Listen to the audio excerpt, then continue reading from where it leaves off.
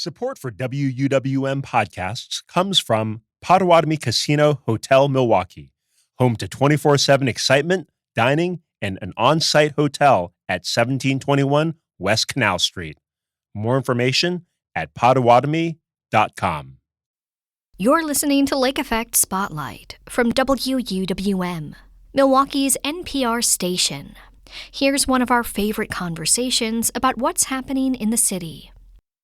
In 1993, 5 women decided to start and run Renaissance Theaterworks after recognizing the clear inequities professionals like them faced on stage and off. One of those women was Suzan Fete. For more than 3 decades, Renaissance has championed women's stories and careers and worked towards gender parity. Co-founder Suzan Fete has led the company as artistic director through over 200 productions and readings while fostering opportunities for women theater professionals. She'll be retiring this spring after directing one last show, Barefoot in the Park. Suzan joins me now to talk about her career and Renaissance Theaterworks' legacy. She begins by explaining how it all came together 33 years ago. We all met actually through Michael Wright, who used to be the artistic director at Chamber Theater. In 1993, he was teaching an acting class out of Next Act Theater.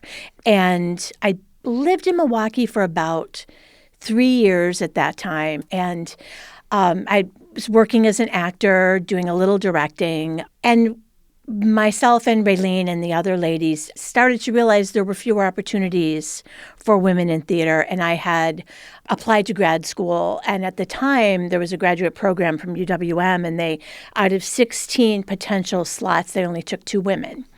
And their response was, well, we do mostly Shakespeare and other restoration comedies and things like that where there aren't that many women's roles. And I thought, well, you could do other plays, but, And so out of those realizations, like I said, this was not a new fact. It was just, new to us. We were in our late 20s, early 30s. And right around that time, Theater X, which was a very prestigious theater in town, they launched a new series that was Theater X Presents Theater's Women.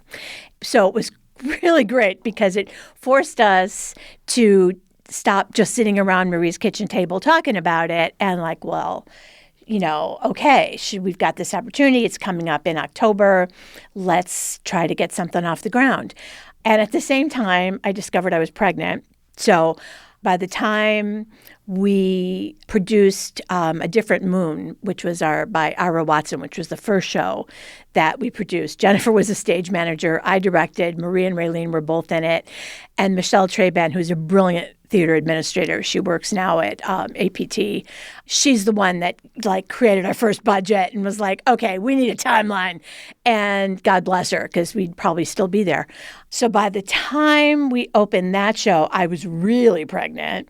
And so I tend to think of Renaissance and our son Matthew kind of along the same lines, So that's how it started. And we didn't know each other very well, but we became lifelong friends, and the other 4 women have gone their own ways. Marie continues to write plays and has been very successful.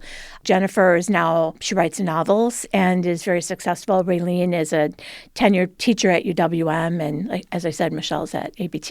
And I'm still here. They abandoned me, and I'm not over it. Stuck it out. Yeah. Well, and you said Theater X kind of had this offshoot Absolutely. Programming. And then you guys come in to be like, okay, we're going to establish a company that is dedicated to this. And, as you said, it was nothing new, but it was the time to make some action.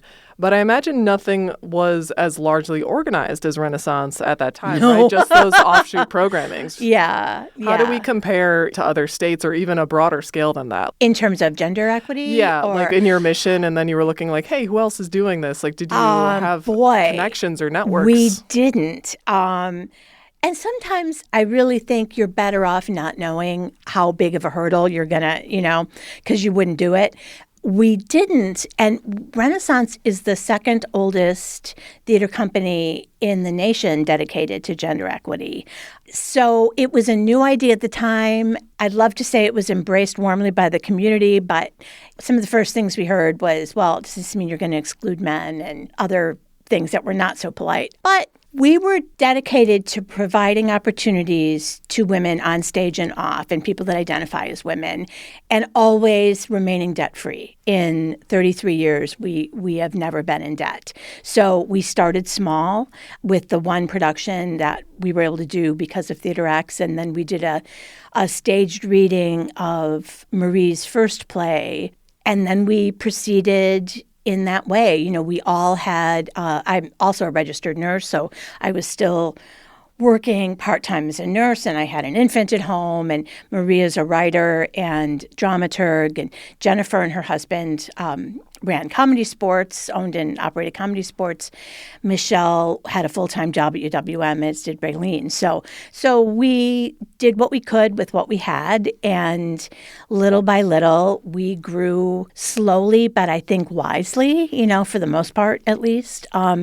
And we had hired a part-time office help in the mid-'90s, and then we hired Julie Swenson, who's now at Forward Theater in Madison, to be our first full-time employee. She was our producing director for almost 17 years.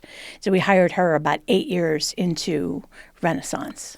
Well, and I want to talk about kind of that approach of growing slowly but carefully.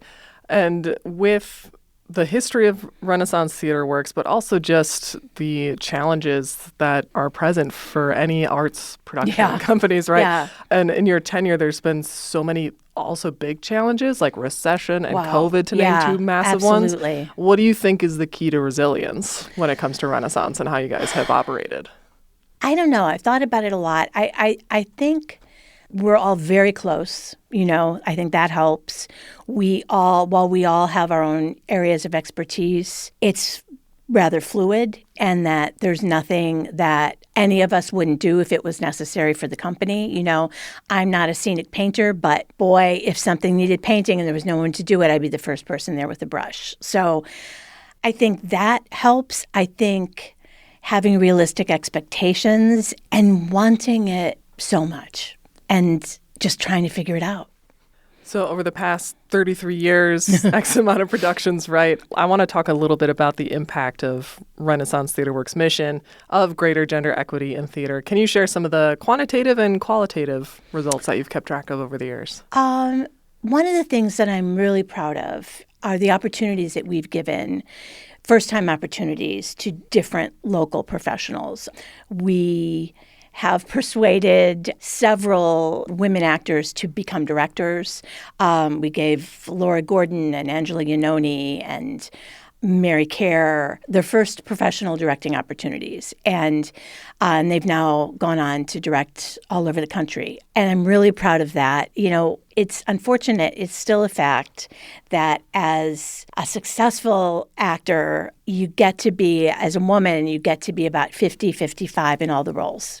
Are dry up. So Laura told me not that long ago, she said, if I hadn't started directing, I don't know that I'd still be in the business. And she's supremely talented, you know. And she certainly still gets work. There's just not as many roles. So I'm really proud of that. I mean, they had the talent and the ability, but we provided a place where they could safely fail if they needed to, you know, and we've had little of that, but you have to be willing to fail in order to move forward.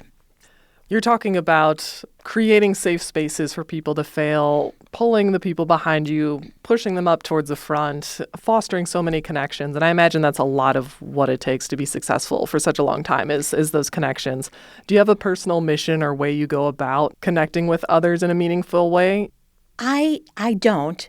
It's never been part of a plan as much as, you know, you meet people who are eager to learn more and that you see incredible talent and all they need is a chance to get to try out their skills. And if you can help them and reassure them and get them over a few bumpy spots, they excel. And I know mentors are important, but I do think that most of the people that I've had the privilege of working with would have been just great without me. I just happen to know that it's like, well, you're spectacular and the world will see it. I just happen to be in the room right now, you know. But it's so much fun. It's a wonderful experience to get to help somebody try something new for the first time. you just help point people in the right direction. And it's really fun. I know this is probably a hard question, so I'm just going to ask you to say whatever's on the top of your mind. Okay. You've touched so many theater artists in your tenure. What do you feel most proud of in this moment as your career with Renaissance is coming to the end of its chapter? I feel most proud that we've stayed true to our mission. And the thing that's the most important about Renaissance are the people. And the people on our staff are the finest individuals I've ever known or ever worked with. And I'm incredibly proud of the way we treat everyone as though they're a guest in our home. And that's our mission, and that's what we try to do. It's a beautiful mission. Very important. You're closing out your career with RTW directing Barefoot in the Park. Yes. Was this a show you knew you wanted to personally end on, or was it just happy accident that it lined up this way? I've wanted to do Barefoot in the Park for a long, long time. I think it's a perfect comedy. I love Neil Simon. I think he's a genius. There was a period of time where I was afraid it was too dated. It's a piece of its time. You know, the main character, Corey, Neil Simon wrote as a homage to his wife, his first wife, who he adored and who was a passionate free spirit. And he wrote plays, I read this in his autobiography, character first. And so he wanted to write a play that was reflective of his wife, Joan. It was written in 1963. She didn't have a job. It was never discussed that she would have a job. Now, that's not realistic today. The couple also, this is before people routinely lived together. Much like in his own marriage, they met, had a whirlwind courtship, had a 7-day honeymoon, and moved in together. Now, that's not realistic today, but boy, it makes for some great comedy, because all of a sudden you have this couple that's hugely in love, but has never stayed under the same roof. So it's hilarious. He chose characters that he loved and then found many obstacles to put in their way. He wrote in his biography that I really loved. He said, the first scene shows us how much Corey and Paul love each other, which is really good because for the rest of the play, they don't act very nice to each other. So lots of fun for a director like yourself. Yeah, very fun. This whole time we've been talking about your legacy with RTW. What do you hope to see from them moving forward and cheering them on? Oh, I have no doubt that they will continue to do brilliant work that will surpass anything that we have done thus far. And they're special, incredibly talented people, and I know that they will go on to heights yet unseen. What are you looking forward to in this next phase for you? Oh, gosh. I'm looking forward to spending more time with my husband. It's a wonderful job, and I've loved every minute of it, but it's intense and long. My husband's been retired for the last 2 years, so he's been pretty patient. My family is mostly in Chicago, so I look forward to seeing them more and maybe taking a few more trips. Well, I wish you all the best after Barefoot in the Park wraps for you. And Suzan, thank you so much for joining me today and for all the work in the community you've done. Thank you so much.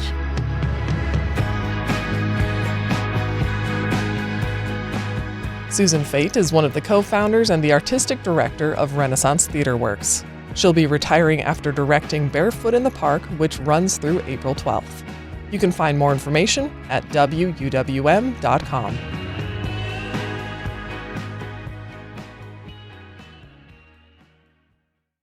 That was the Lake Effect Spotlight podcast. It comes from WUWM, Milwaukee's NPR station. Lake Effect is WUWM's talk show all about what's happening in the city. If you want to hear more conversations like this, subscribe to the Lake Effect Spotlight podcast, and you'll hear highlights from the show. If you want to hear the full show, it's on the radio at noon, Monday through Friday, on 89.7